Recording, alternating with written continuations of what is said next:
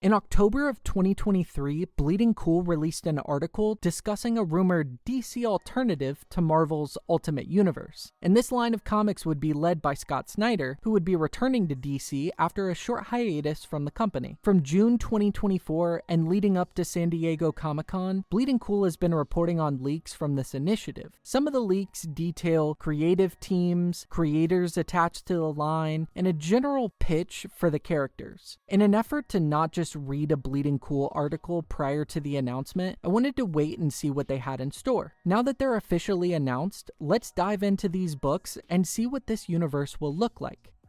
As always, all links to sources will be put in the description. I want to specifically highlight Leah Bernstein's articles for CBR, both of which detail the announced books and initiatives from DC, while also providing additional context for the creative teams chosen.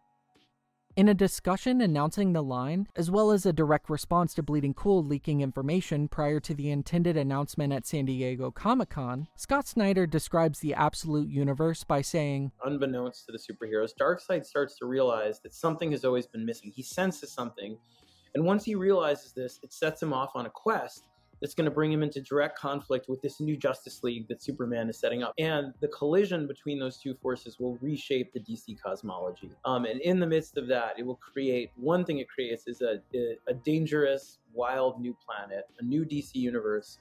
If the main universe is sort of predicated on Superman energy, right, and the sort of metaverse concept that was introduced before in Doomsday Clock and elsewhere, then this universe is kind of founded on Darkseid energy. Now, Darkseid energy, the Omega beams, they zigzag, they're chaotic, they're dangerous, they're wild, and that's the spirit of this universe. In this universe, the heroes come up in ways that make them underdogs. They have a lot less of the comforts and things that they have in the main universe. Without spoiling things in each of the books, they have to be tougher, they have to be more resourceful, they've got to shine brighter, and it makes them more badass, and it's fun.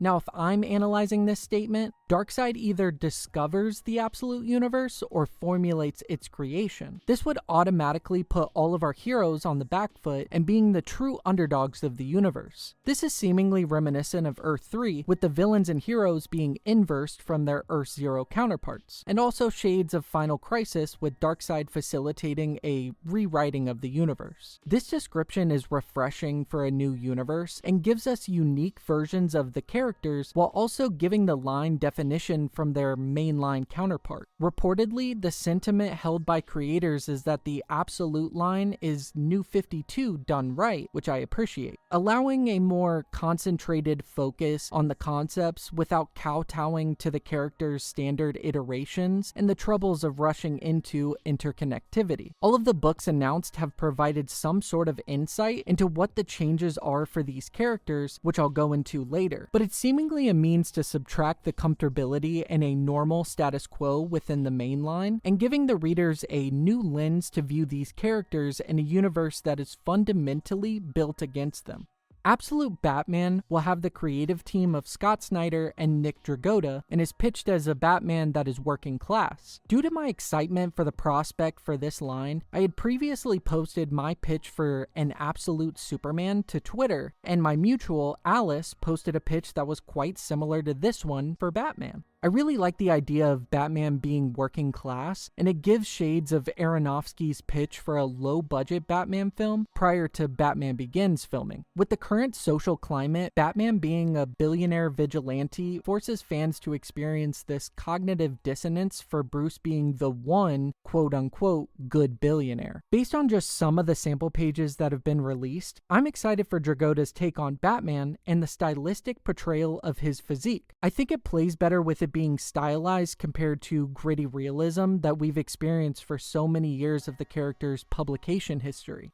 Look, I like Scott Snyder just as much as the next guy, but the choice to have him spearheading the universe and also for him to be taking up the Batman title just doesn't inspire me. He wrote the fan favorite New 52 run on Batman alongside Greg Capullo. Then during the Rebirth era in 2016, he also wrote All-Star Batman. Then he wrote the Batman event Dark Knight's Metal in 2018 and its sequel Death Metal in 2020. And finally, he said that his last Batman story would be The Last Night on Earth, which was released in 2019. So having the same guy who's consistently written Batman since 2011 write yet another Batman title seems a bit uninspired, to say the least. I have faith that Snyder will tell a very well put together story about a different iteration of the character, but with the initiative being a competitor to Marvel's Ultimate Universe, this doesn't indicate anywhere besides the basic premise that it's anything beyond Snyder giving himself another opportunity to write for the character he's written for over a decade. The Absolute Superman title will be written by Jason Aaron with art by Rafa Sandoval. Based on leaks from Bleeding Cool, the series is pitched as a Superman who is more alien than human. The series was described by Aaron at San Diego Comic-Con as looking at the original concepts of Superman and wanting to make the character relevant to the world today. He also spoke about the alterations to this Superman by emphasizing that anything can change, and the only thing that he'll commit to is that Krypton explodes. He went on to say that this universe is about them being all alone and not throwing Superman, Batman, and Wonder Woman together immediately. Things didn't work out the way they were supposed to work out, and that's left Absolute Superman a little bit isolated, a little bit angry, and kind of sexy. Also confirmed by DC soliciting to have no fortress, no family, no home. Based on this short plot synopsis, I think what this is detailing is the focus of the narrative being on Superman's allegory for being an immigrant. I would love for this series to tackle more of the foreign aspect of Superman, utilizing political commentary regarding modern America's response to what would be an all-powerful being that's not dressed in the American flag. I feel as if most iterations overlook detailing immigrant experiences in America and the xenophobia faced by everyday people. So when you pair this with someone like Superman, it adds for relatability and a new take for incoming audiences.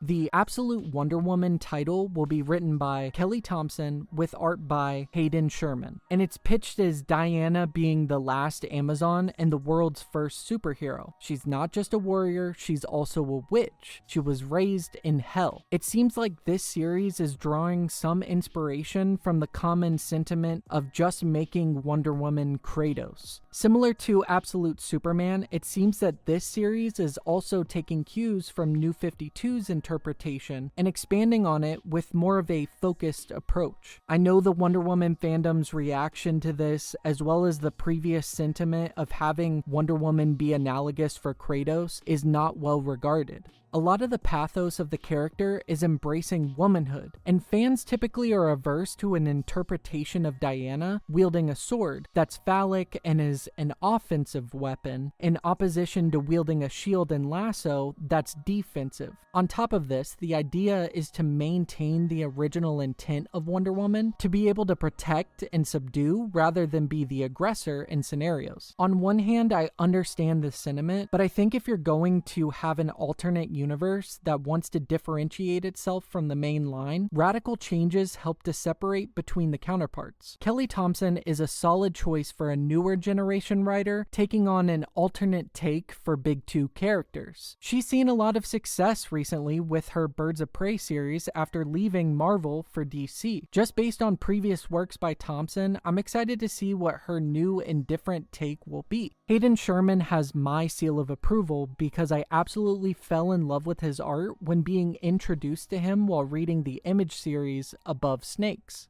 It's a type of inventive spin on the revenge western genre. I'm happy to see that the amount of detail and visual storytelling throughout character designs is evident in the preview pages that we've seen.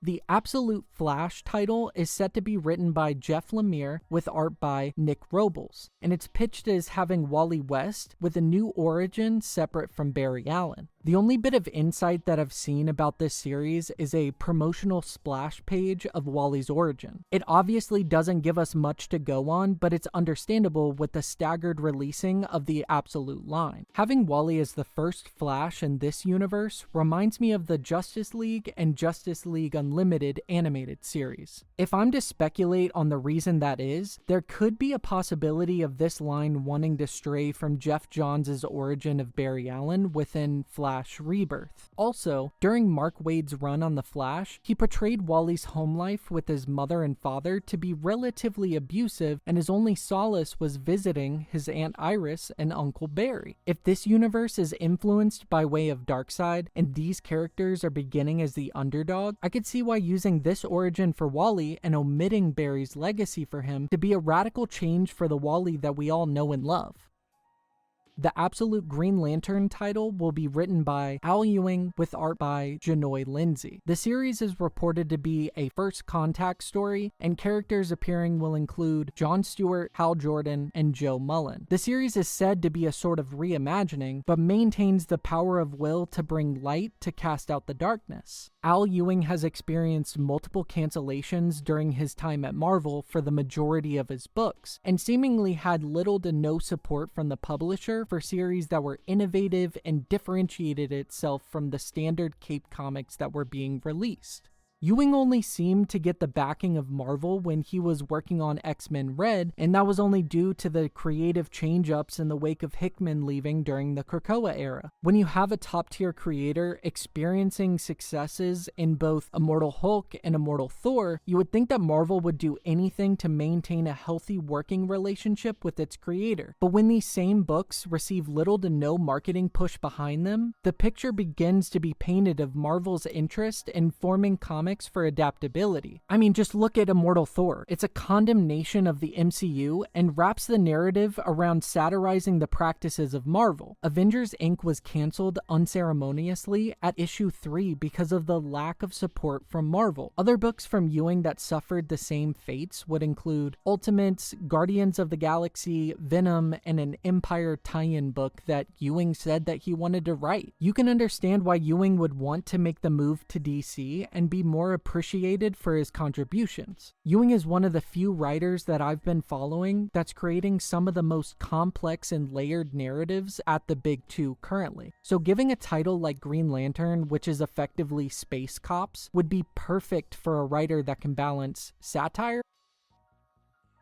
Based on the leaks from Bleeding Cool, there's also a forthcoming Absolute Martian Manhunter series set to be written by Dennis Camp, with the artist to be announced. Camp is just one of the newer entries to the top publishers that I've been following. First with the release of 20th Century Men, and then being chosen to take on the 2024 iteration of the Ultimates. Martian Manhunter might be a perplexing choice for Camp, but having him write for a character who's experiencing a genocide and is forced to assimilate into American society while also keeping his heritage secret is an inspired decision by DC. That almost makes me wonder why Camp wasn't chosen to be taking over the Superman title. But alas, I'm a lowly commentator on the matter, so I must stay impartial. Until that check clears, and then I'm a shill for whatever decisions you make, Scott. So I feel like with the Trinity, they're interesting pitches for the characters, but the decisions for the writers are a little uninspired. The reason I say this is because they're all decisions that wouldn't be surprising if the same creators took over those same characters on the main line. So having them take over a new and different interpretation of these characters is a little underwhelming. The reason that the choice of having Jonathan Hickman take over Ultimate Spider-Man was received so well by fans is because Hickman had only tangentially written for Spider-Man via Secret Wars and Fantastic Four. So the choice of having a top-tier writer on a fan-favorite character is a recipe for success. The decision to have a long-standing Batman writer take over the reins for Batman in an alternate universe lacks the same kind of importance for me. I like the choice for the writers casted with the Flash, Green Lantern, and possibly Martian Manhunter if that one's confirmed. I think all three of these writers will be able to subvert the norm from the mainline comics for these characters. Additional creators listed in leaks include Wes Craig, Che Grayson, and Pornsak Pichetsottek. At time of recording, we don't know where these creators will be landing for their projects, but this list is promising and is more of the innovative decisions that I wanted for the initiative. Okay, so a lot of this is going to be editorializing, so I'm just going to do this off of the cuff because I don't have anything written down for this. So as I was recording this, I was looking on Twitter and just seeing if there were any additional notes, and Scott Snyder actually confirmed that there would be 8 total titles and they would be rolled out over a longer period of time, kind of like what the release schedule is doing now. So if we review what we've been talking about throughout this entire video, we have Absolute Superman, Absolute Batman, Absolute Wonder Woman, Absolute Green Lantern, Absolute Flash, and possibly Absolute Martian Manhunter. So that leaves us at 5 total confirmed, but 6 total for the ones that we've spoken about. So there's still at least 2 to 3 that we haven't had confirmed. So I'm going to go into just a little bit of my theories and what I want to see. I know that a lot of the Aquaman fandom has been talking a lot recently that they want to have a mainline Aquaman book or an absolute Aquaman book. So I think possibly that's going to fill the role. I also think that at least one of the titles is going to be a left field pick, because if you're doing absolute, why not have a villain have a title and maybe even become a hero? If I was to think about this, what if Aquaman gets a mainline book and Black Manta gets an absolute title and he becomes absolute Aquaman? I think that that would show some kind of differentiator, having a character that hasn't been in that title and is completely different. So going off of that idea, we would have absolute Martian Manhunter and absolute Aquaman, which I would love to see for an alternate take for a woman to have a leading title. Jumping off of that idea, I would love for Black Canary to have that spot. We already know that Green Arrow is continuing in the main line. So for the absolute universe, we should have a leading title with Black Canary. We should be able to follow her adventures. I think that this would provide some sort of expanded view of a DC universe that's supposed to be influenced by Darkseid. I don't know. I'm looking forward to it. I know that I have some problems with Batman and Superman's titles, but I'm sure that they're going to tell some kind of story that is going to have me hooked from issue 1. So I'm going to leave it here. Go ahead and put in the comments what you want to see for the extra 3 titles if Martian Manhunter isn't confirmed. Thank you guys so much for watching. Leave a like and subscribe if you want to see more from me in the future. And one last thing, don't forget to pick up DC All-In Special in October and come back to the video and tell me if I'm wrong and all of my theories are incorrect.